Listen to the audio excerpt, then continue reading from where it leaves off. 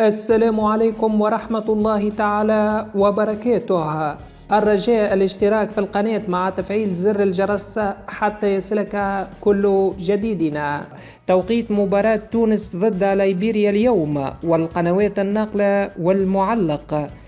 يستقبل الملعب الأولمبي حمادي العقربي برادس مباراة المنتخب الوطني التونسي ضد نظيره منتخب ليبيريا ضمن مباراة الجولة السابعة من تصفيات كأس العالم، وذلك اليوم الخميس الموافق للرابع من سبتمبر 2025 في تمام الساعة 8 مساء بتوقيت تونس والجزائر والمغرب. أحداث اللقاء ستذاع عبر القنوات التالية: قناة الوطنية الأولى بتعليق المعلق عبد الرحمن العش، بالإضافة إلى قناة SSC الرياضية السعودية الأولى بتعليق المعلق أنيس السحباني. ما هي توقعاتكم لنتيجة مباراة المنتخب التونسي ضد نظيره منتخب ليبيريا اليوم؟